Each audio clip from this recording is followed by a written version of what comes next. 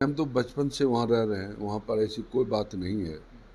और वहाँ पर हिंदू, मुस्लिम, सिख, ईसाई सब मिल कर के कांवरियों का सेवा करते हैं। वहाँ पर सब लोग धार्मिक एकता के साथ हम लोग सब वहाँ पर सेवा करते हैं। वहाँ पर इसकी कोई ज़रूरत नहीं। ये तो उनका ये सब पॉलिटिकल गेम है। पॉलिटिकल गेम है। चुनाव 5 साल के लिए हुआ। सांसद जो चुन के गए संसद में 5 साल के लिए गए हैं और बात सब होगी। आप लोग देखिए, अभी तो नीति आयोग का पुनर्गठन हुआ है ना, उसमें जनता दल यूनाइटेड भी है। बिहार के लोग भी पकड़ाए हैं, लेकिन क्वेश्चन आउट हुआ है झारखंड से। और उसके बाद जहाँ पर बच्चों को रात में बैठा करके क्वेश्चन का आंसर रटाया गया था, उस होटल को भी कौन रिजर्व कराया था आप जानते हैं? उसको पीएस को हटाए क्या? विरोधी दल के नेता अपने पीएस से जवाब पूछे कि ऐसा तुमने क्यों किया? क्यों बाहरी लोगों के लिए वहाँ होटल रिजर्व करा दिया, सरकारी गेस्ट? नमस्कार, स्वागत आपका लाइव बिहार में। मैं हूं आपके साथ सजीव सिंह।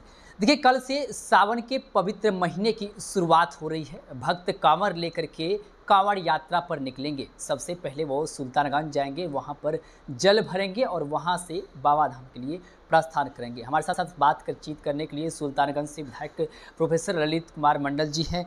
अब बातचीत करेंगे कैसी तैयारी है, साथ ही साथ जिस प्रकार से यूपी में दुकानदार के दुकान के आगे नेम प्लेट लगाने को लेकर के विवाद चल रहा है, इसको लेकर के भी बात करेंगे। सबसे पहले बात हम करना चाहेंगे सुल्तानगंज में कैसी तैयारी है कांवड़ियों को लेकर के। देखिए, सुल्तानगंज में कांवरियों जो कांवरिया मेला है, श्रावणी मेला बहुत पुराना मेला है। इसलिए हम लोग वहाँ पर आदी हो गए हैं कि हम लोग अपने यात्रियों को कैसे स्वागत करें। और सरकार भी और स्थानीय प्रशासन भी और पब्लिक भी पूरी तरह से मुस्तैद है कि जो श्रावणी मेला में आएंगे कांवड़िया, उनको कोई परेशानी नहीं होगी। अब स्वास्थ्य विभाग हो, विद्युत विभाग हो, नगर विकास विभाग हो, पीडब्ल्यूडी विभाग हो, पीएचडी विभाग हो, सब लोगों ने अपनी पूरी तैयारी कर ली है। उसको कोई परेशानी नहीं होगी। जिस प्रकार से उत्तर प्रदेश की अगर बात करें तो यूपी में ये निर्देश दिए गए हैं, जो भी दुकानदार हैं जिस रास्ते से कांवड़िया गुजरेंगे वो दुकानदार अपने दुकान के सामने नेम प्लेट लगाएं। और इसकी आंच अब बिहार में भी आ गई है। बिहार में भी जो कुछ विधायक हैं बीजेपी के, वो मांग कर रहे हैं कि यहाँ पर भी ये सुविधा होनी चाहिए। आप कैसे देखते हैं और साथ में जेडीयू पार्टी का इस पर क्या स्टेट है? देखिए, हम तो कह रहे हैं, हम तो बचपन से वहाँ रह रहे हैं, वहाँ पर ऐसी कोई बात नहीं है। और वहाँ पर हिंदू, मुस्लिम, सिख, ईसाई सब मिल कर के कांवरियों का सेवा करते हैं। और कोई वहाँ कांवर बना के बेचते हैं, कोई होटल चलाते हैं और कोई भोजनालय चलाते हैं। इसलिए ऐसी बात वहाँ ज़रूरत नहीं है। वहाँ पर सब लोग धार्मिक एकता के साथ हम लोग सब वहाँ पर सेवा करते हैं। वहाँ पर इसकी कोई ज़रूरत नहीं है। कल से बिहार विधानमंडल का विशेष सत्र शुरू होने वाला है, मानसून सत्र शुरू होने वाला है। आप लोग किस मुद्दे को लेकर के वहाँ पे बातचीत करेंगे? क्या कुछ तैयारियाँ हैं? देखिए, जहाँ तक कि मानसून सत्र की बात है, सरकार पूरी तैयारी कर ली है। हम लोग को भी निर्देश मिला है कि हम लोग विधानसभा में उपस्थित रहें हमेशा, और अपना जो क्वेश्चन किए हैं उसका भी उत्तर मिलेगा हमको। और सत्ता पक्ष जितना नियम और कुछ पास कराना चाहेगा, सब आसानी से पास होगा। बहुत बहुमत है, उसमें कोई परेशानी नहीं है। लेकिन विपक्ष कई अहम मुद्दे लेकर के कह रहे हैं सरकार को घेरेंगे, अगर जवाब नहीं देंगे तो सदन नहीं चलने देंगे। चाहे वो अपराध से जुड़ा मुद्दा हो, विकास को लेकर कह रहे हैं, पेपर लीक मामले को लेकर के कह रहे हैं। क्या मतलब आप लोग तैयार हैं जवाब देने के लिए? एकदम तैयार देने के लिए जवाब। देखिए, जहाँ तक पेपर लीक का मामला है, आप जानते हैं कि झारखंड से पेपर लीक हुआ है, हजारीबाग से पेपर लीक हुआ है।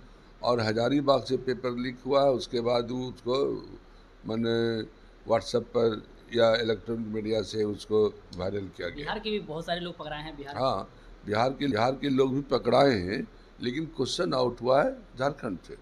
और उसके बाद जहाँ पर बच्चों को रात में बैठा करके क्वेश्चन का आंसर रटाया गया था, उस होटल को भी कौन रिजर्व कराया था आप जानते हैं? हमारे विरोधी दल के नेता का जो पीएस है, उन लोगों ने उन लोगों के लिए व्यवस्था कराया था। तो इस पर पहले जवाब देना चाहिए था उसको कि उसको पीएस को हटाए क्या? विरोधी दल के नेता अपने पीएस से जवाब पूछे कि ऐसा तुमने क्यों किया, क्यों बाहरी लोगों के लिए वहाँ होटल रिजर्व करा दिया, सरकारी गेस्ट हाउस को। और इसीलिए है। और ये तो कोर्ट सीबीआई, बिहार सरकार ने तो कोर्ट मामले को सीबीआई को सौंप दिया है।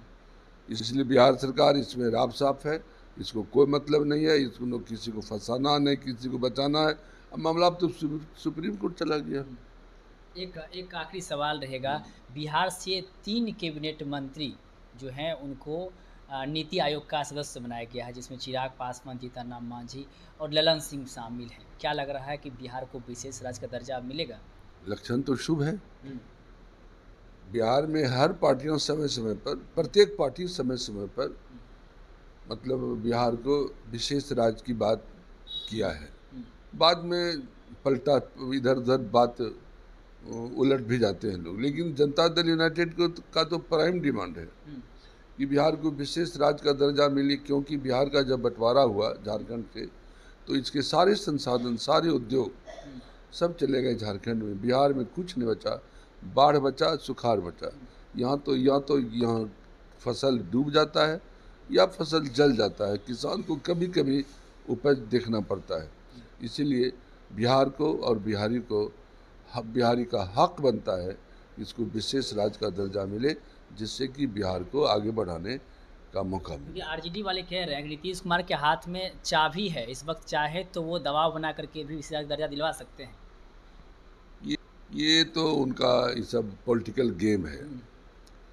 पॉलिटिकल गेम है। चुनाव 5 साल के लिए हुआ। सांसद जो चुन के गए संसद में 5 साल के लिए गए हैं और बात सब होगी। आप लोग देखिए, अभी तो नीति आयोग का पुनर्गठन हुआ है ना, उसमें जनता दल यूनाइटेड भी है, इसीलिए सब होगा।